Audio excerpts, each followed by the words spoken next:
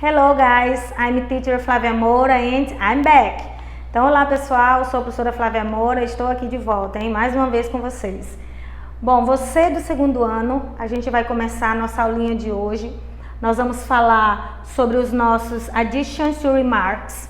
A gente vai ver o que é isso, para que serve, quando é que eu uso no presente, no passado, no futuro. Então eu gostaria que vocês prestassem um pouquinho de atenção, porque é um assunto novo para o segundo ano, tá?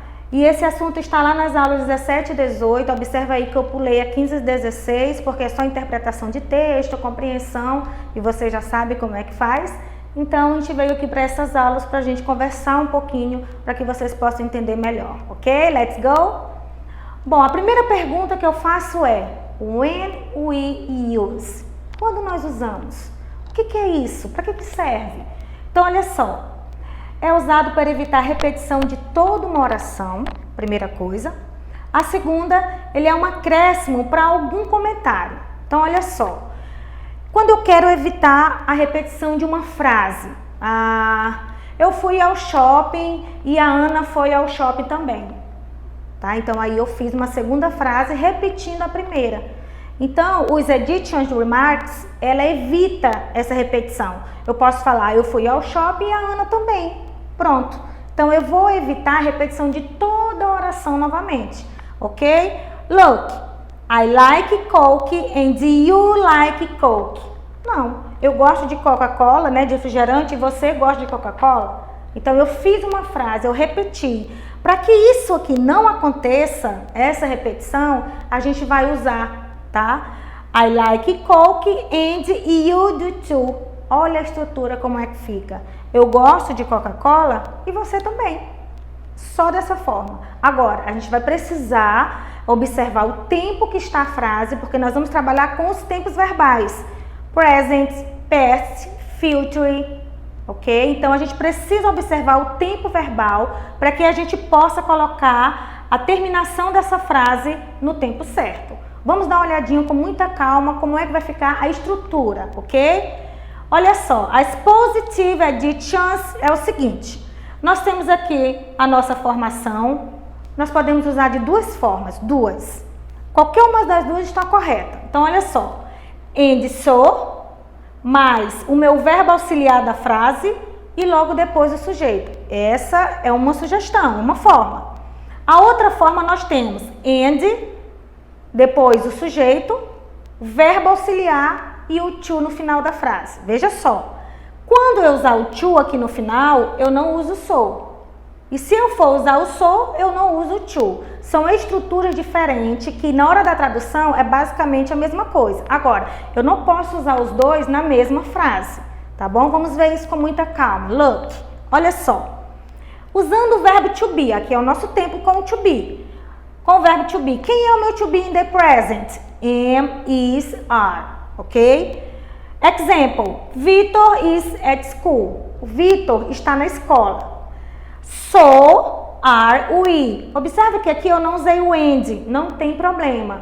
Quando você olhar o so, nem sempre é obrigatório aparecer o and. Se aparecer, joia. Se não aparecer, está correto também. Então, so, depois do so eu uso quem? O meu auxiliar da frase e depois o sujeito. Why, teacher? Por que apareceu um outro auxiliar e outro sujeito? Porque eu quero falar que uma outra pessoa também está. Por exemplo, Vitor está na escola. Então, nós também estamos, tá? Ou então, ela também está. Ou só, ela também, tá? Então, não precisa eu falar a frase inteira.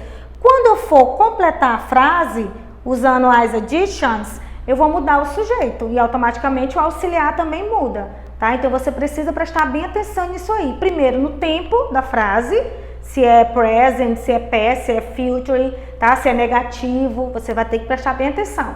E segundo, quem é o sujeito e qual vai ser o auxiliar que eu vou colocar para esse sujeito, ok? Olha só, se for para você completar, aí ele vai te dar lá uma opção para você completar. Se for objetivo, para você marcar, né, alguma coisa, aí você vai observar a sequência, a mais correta. Tá? Se você usar o so, logo depois dele tem que ter o verbo auxiliar, que nesse caso é are, e logo depois é o sujeito. Se você for usar o to, and, depois o sujeito, depois quem? O verbo auxiliar e por último o to, ok? Another example nós temos, olha só, olha esse tempo verbal aqui, ó, simple present. Simple present, vocês lembram que a gente usa do ou does, né? Olha só essa frase, look, my students wake up before 6. Os meus alunos levantam antes das 6. Veja só, se eu for usar essa primeira estrutura aqui, eu tenho and, o so, quem é o auxiliar de students? Do, que é o meu verbo auxiliar, e o sujeito I que eu coloquei. Se eu for usar and, so, does, Kátia. Por que eu usei o does? Porque Kátia é a terceira pessoa. E aqui o do, porque é primeira pessoa. Lembraram, né? My students wake up before 6. Meus alunos acordam, levantam antes das 6. Olha só o outro exemplo com o to. And I do too. E eu também. And, sujeito I, verbo auxiliar do e por último to. Usando o does. And, sujeito Kátia, verbo auxiliar does e por último to. Isso eu estou falando de simple present. Por isso vocês precisam observar em que tempo está a frase para que você possa colocar o auxiliar correto daquele tempo, ok? Another example nós temos simple past. Quem é que eu uso no meu simple past? O did, né? Claro que eu vou usar direto o meu verbo no passado. The friends talked a lot last night. Os amigos, né, conversaram muito à noite. Olha só, vamos usar o so. So, quem é o auxiliar no passado? Did. Ó, coloquei até aqui para vocês. Did. Verbo auxiliar e depois o sujeito Bob and Rita.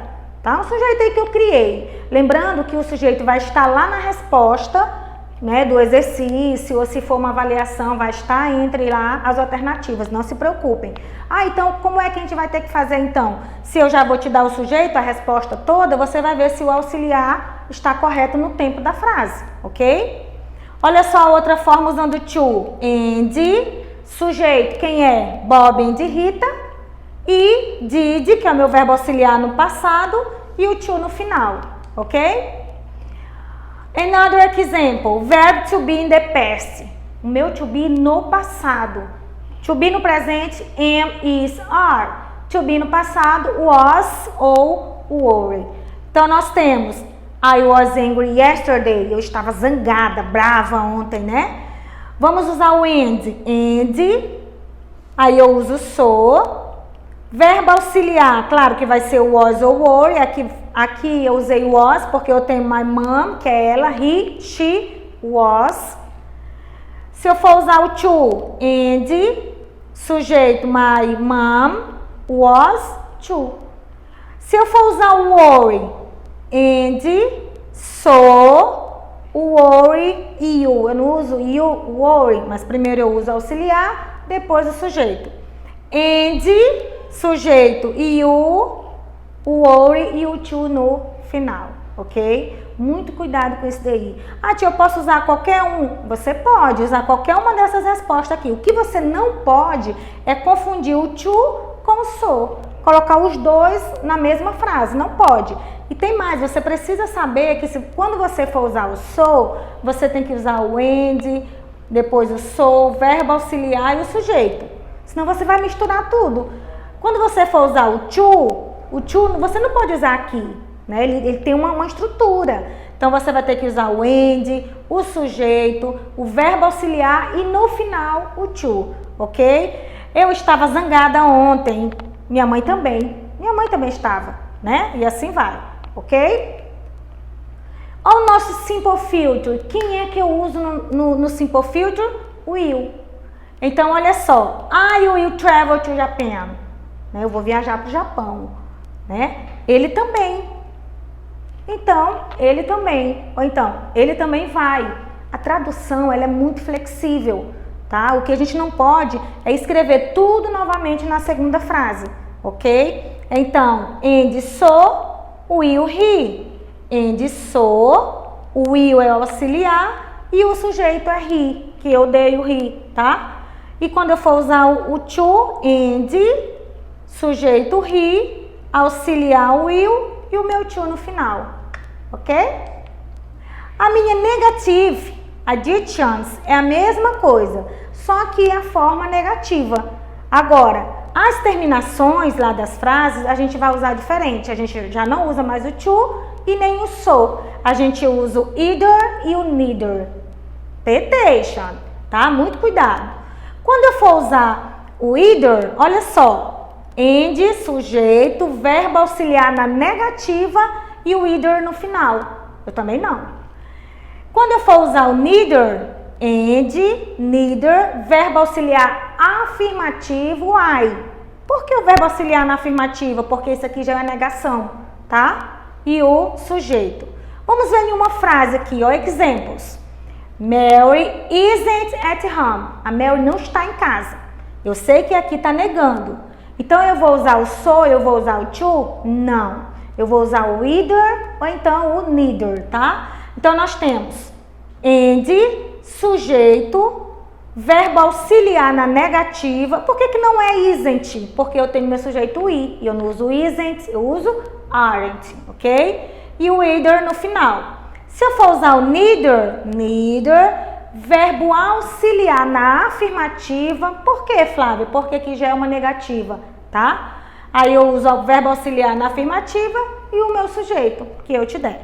Aí vem Phil doesn't eat a lot. Observa aqui, ó, doesn't, ok? Vamos usar o either, sujeito, and, sujeito, auxiliar negativo, normal, e o either no final.